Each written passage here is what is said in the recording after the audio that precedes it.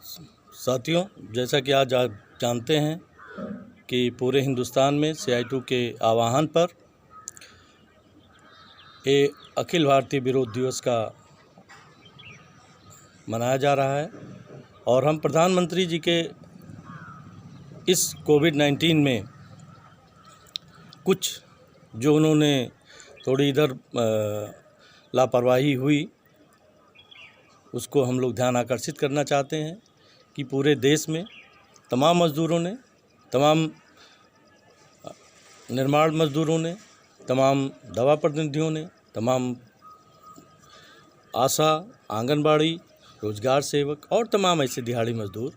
जो इस देश की बुनियाद को रखने के लिए बहुत ही अपनी मेहनत से समाज का निर्माण कर रहे थे, अपने मालिकों के लिए काम कर रहे थे, एकाएक इस कोविड-19 की वजह से,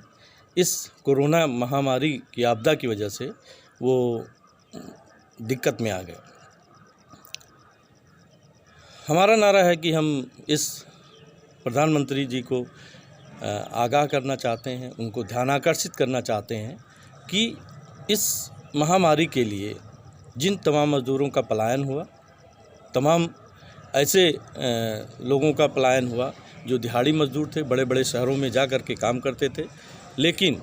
वो जब एकाएक बंदी का सूचना आया, लॉकडाउन की सूचना मिली और वो भगदड़ मची, जिसमें तमाम लोग, कुछ लोग तो पैदल ही अपने घर के लिए निकल लिए, कुछ लोग अपने जो है किसी भी तरीके से निकलने की कोशिश किए, उसमें तमाम लोगों की जो है असमय मृत्यु हुई। तमाम छोटे छोटे बच्चे सड़कों पर बिलबिलाते और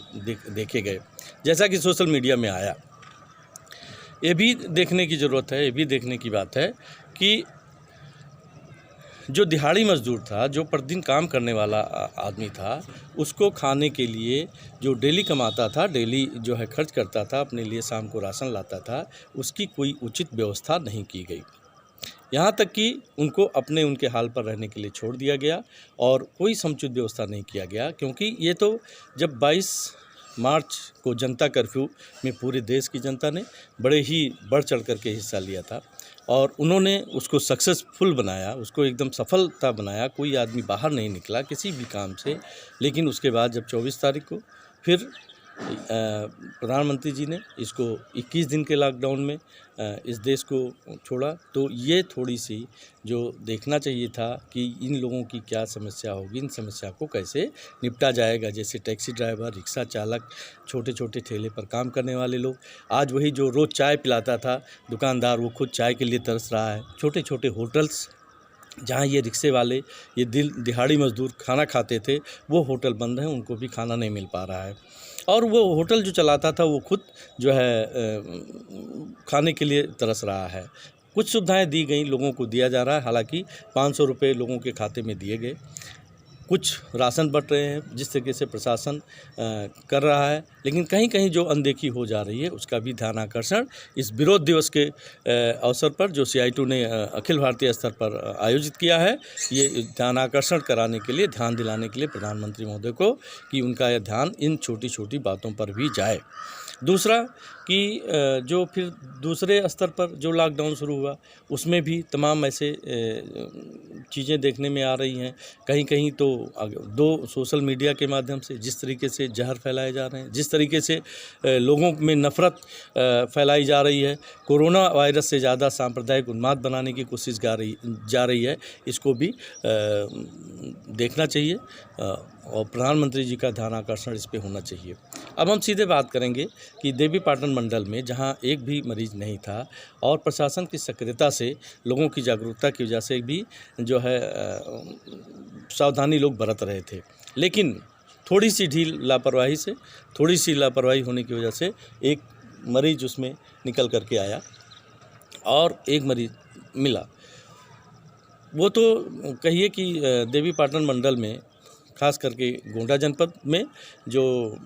जिलाधिकारी महोदय हैं, खुद एक डॉक्टर हैं और उनकी अपनी सक्रियता की वजह से ये चीज़ें कम हो पाई। प्रशासनिक अमला भी तेज़ी से मुस्तैद रहा और उसने तमाम ऐसी चीज़ों को नहीं होने दिया जो गंभीर परिणाम देते। और लेकिन इसी के साथ मानवता का वो भी हमको देखना पड़ेगा। ये कि जो लोगों की ज़रूरी सुविधाएं हैं, ज़रूरी मिलना चाहिए, वो नहीं मिल पा रही हैं। हालांकि जो कंप्लेंट नंबर है, तमाम लोगों ने कहा कि यहाँ कंप्लेंट पर क्या नाम है, बात करने पर लोगों को जो है कहीं कहीं सुनवाई हो जाती है, कभी कभी सुनवाई नहीं होती। तो हम ये डिमांड करते हैं कि इस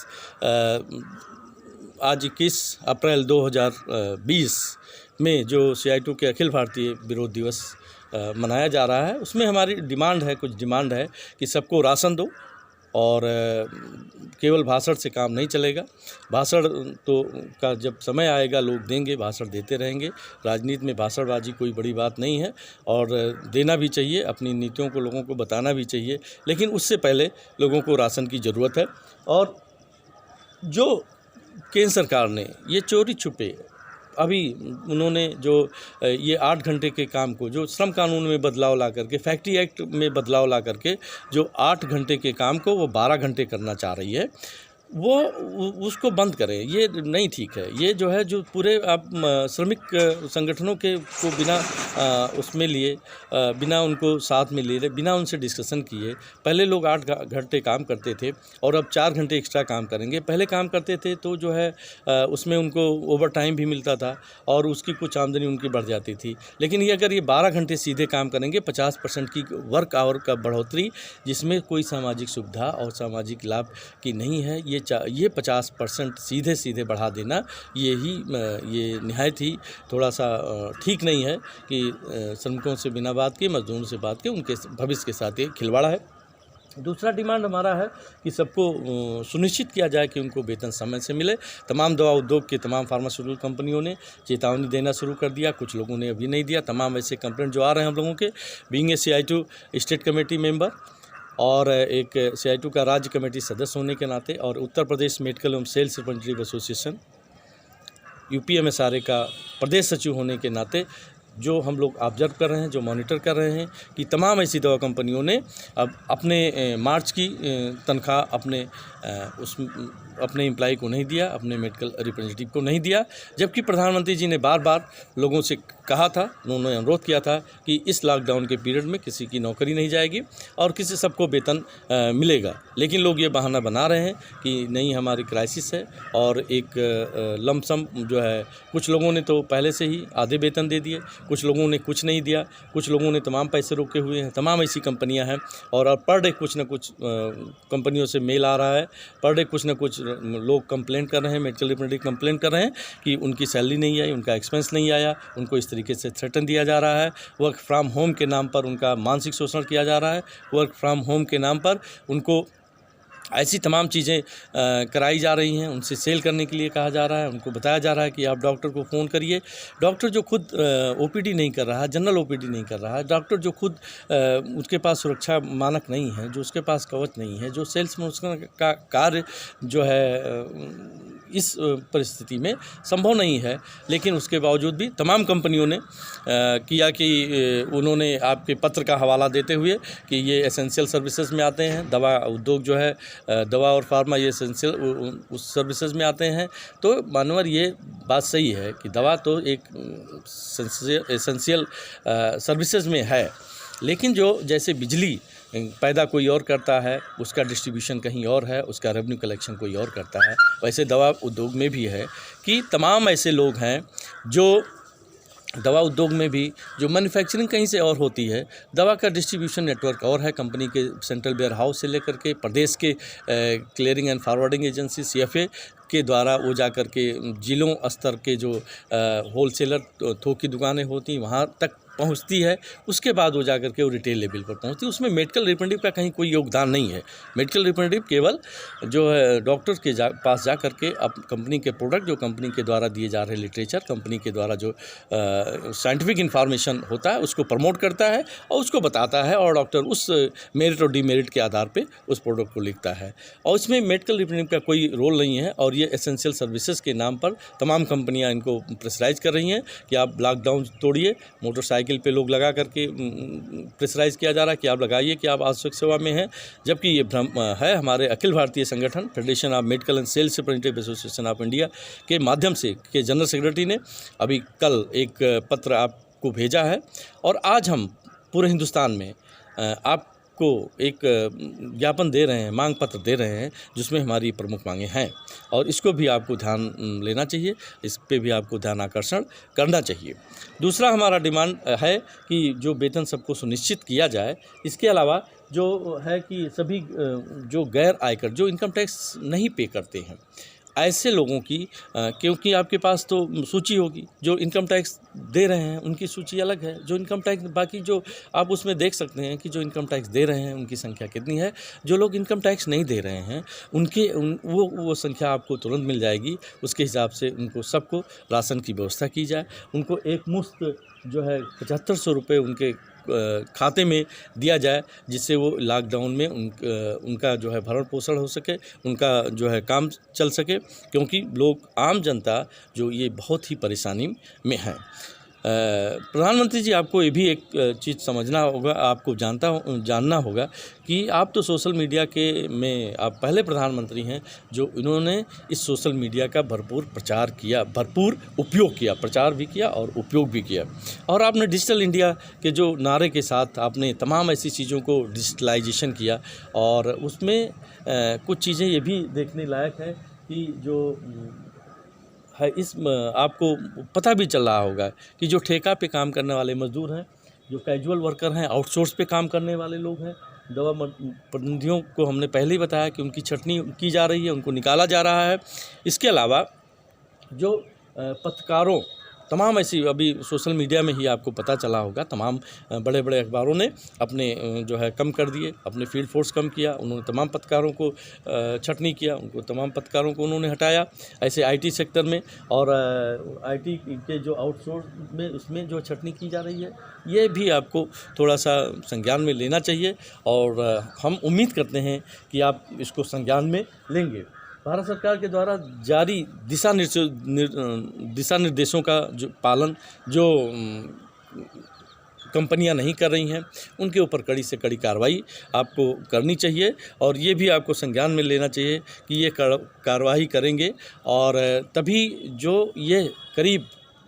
इस लॉकडाउन की वजह से, इस कोरोना महामारी की वजह से जो लॉकडाउन की परिस्थिति बनी है और उस परिस्थिति में करीब 52 करोड़ के आसपास पूरे हिंदुस्तान के मजदूर वर्ग प्रभावित हो रहा है, जिसको तमाम असुविधाओं को वो झेल रहा है। तमाम ऐसी असुविधाएं उसको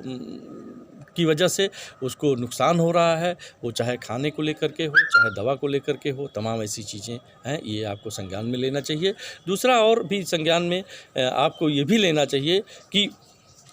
ये बजट आपको जो हिंदुस्तान का जो जीडीपी है उसका करीब 5 से 7%, 8% जो जीडीपी है उसमें 5-7% आपको इस हेल्थ सेगमेंट में लगा करके और लोगों की जो करीब 10 से 11 लाख करोड़ रुपए का बजट आपको इसमें इमीडिएट देना चाहिए, जिससे जो लोगों को नुकसान हो रहा है उसकी भरपाई हो सके और तमाम डॉक्टर्स और ऐसे फ्रंट लाइन वर्कर्स जो इस समय परेशानी में हैं उनके लिए पीपी किट, उनके सुरक्षा मुहैया उनको सभी मिल सके सबको। और इन्हीं को अगर देखना है, इसी को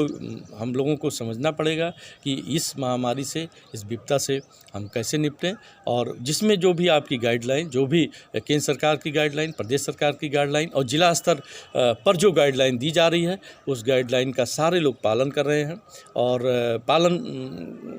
करने की वजह से ही ये महामारी हिंदुस्तान में एक कंट्रोल रूप में है। लेकिन आने वाले समय में अगर तो इसको और सुचारू रूप से करना है तो आपको एक बढ़िया बजट, एक करीब 7 से 8%